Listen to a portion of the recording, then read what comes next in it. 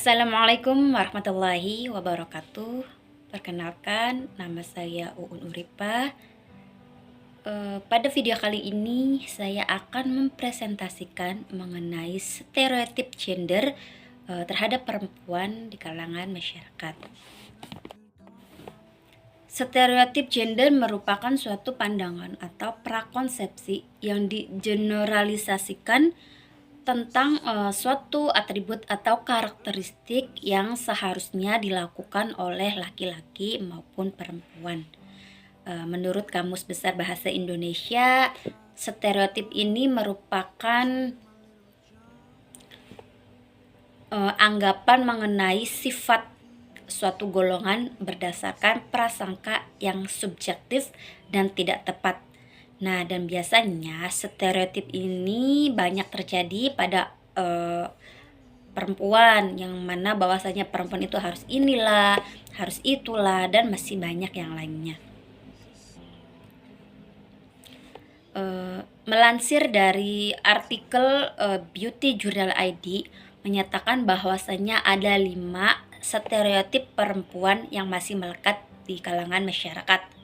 Yang pertama adalah bahwasanya perempuan itu harus bisa memasak, perempuan itu harus menikah, perempuan itu harus punya anak, perempuan itu harus menjadi ibu rumah tangga, dan perempuan bahwasanya tidak akan bisa menjadi pemimpin yang baik. Nah, saya juga akan membahas tentang contoh-contoh perempuan hebat. Yang pertama yaitu adalah Bunda Siti Khadijah, yang mana beliau merupakan istri Rasulullah Shallallahu Alaihi Wasallam, dan beliau juga sebagai businesswoman. Contoh yang selanjutnya adalah pahlawan nasional perempuan kita, yaitu Ibu Kartini. Ibu Kartini merupakan pahlawan Indonesia yang berjasa dalam memperjuangkan hak-hak perempuan Indonesia supaya mendapatkan pendidikan yang setara dengan laki-laki. Ibu Sri Mulyani. Ibu Sri Mulyani ini merupakan seorang ekonom Indonesia yang pernah menjabat sebagai Direktur Pelaksana Bank Dunia. Contoh perempuan yang hebat selanjutnya yaitu adalah Ibu Retno Marsudi. Beliau ini merupakan seorang diplomat yang pernah menjadi Menteri Luar Negeri perempuan pertama di Indonesia di era kepemimpinan Presiden Joko Widodo masa dari 2014 sampai 2019. Nah, yang selanjutnya ya adalah kita akan ngebahas tentang bagaimana sih dampak stereotip itu terhadap perempuan gitu kan. Nah, yang pertama yaitu adanya diskriminasi dan ketidakadilan gender, pembatasan potensi, perempuan merasa bahwa harus bekerja lebih keras lagi untuk bisa membuktikan diri, perempuan merasa tidak mampu untuk bersaing dengan laki-laki, perempuan merasa tidak percaya diri untuk menyampaikan pemikirannya, perempuan merasa tertekan untuk membangun sebuah keluarga, dan juga perempuan tertekan untuk memiliki pendidikan yang lebih tinggi. Dan juga saya akan menganalisa kenapa sih atau apa sih dampaknya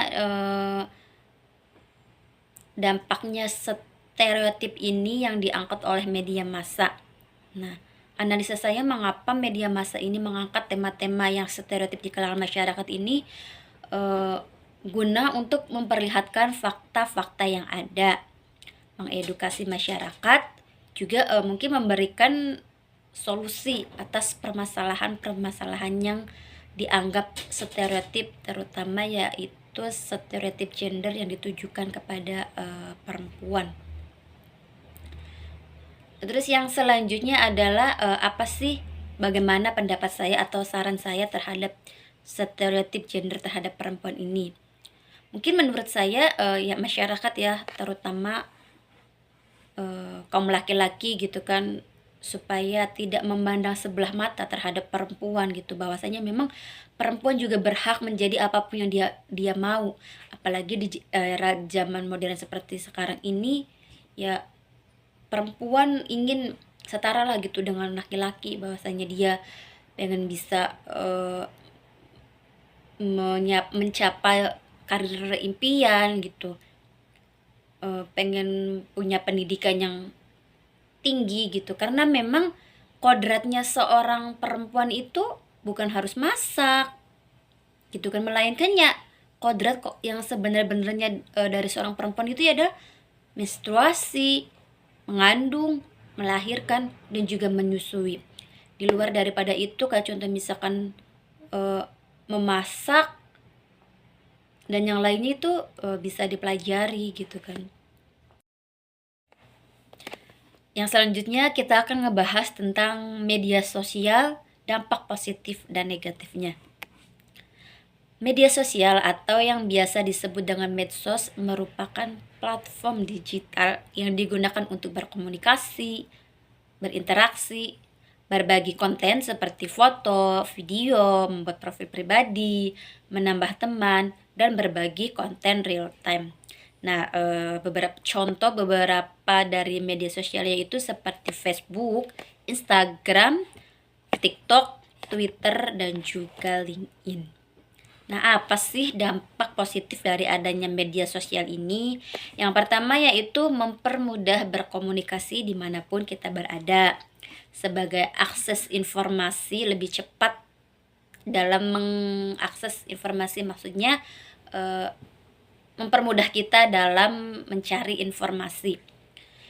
Yang selanjutnya itu sebagai sarana pemasaran dan bisnis, sebagai sarana pengembangan diri, sarana hiburan, dan juga untuk menambah koneksi. Dan dampak negatif dari adanya medsos ini yaitu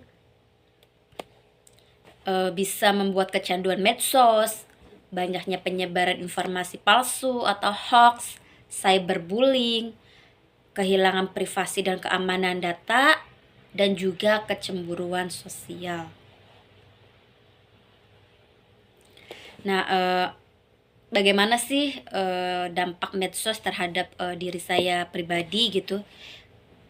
Saya akui ya memang saya merasa mungkin saya juga agak sedikit kecanduan medsos ya, apalagi ketika saya melihat konten-konten di YouTube dan TikTok. Terkadang ya memang kita tidak ingin melihat apa yang kita cari, maksudnya dalam artian ya udah kita nonton apa yang ada di beranda TikTok dan YouTube itu gitu, sehingga tidak sadar ya membuang-buang waktu gitu kan, karena keasyikan nge-scroll mencari informasi yang tidak dibutuhkan kayak gitu. Ya terus juga terkadang ya insecure gitu ya, apalagi kan di TikTok gitu. Kalau di TikTok kan pastilah banyak teman-teman yang mungkin yang lebih cantik, terus lebih kaya, lebih oke, lebih menarik, dan juga yang lainnya. Oke, begitu aja presentasi dari saya. Kurang dan lebihnya mohon maaf. Wassalamualaikum warahmatullahi wabarakatuh.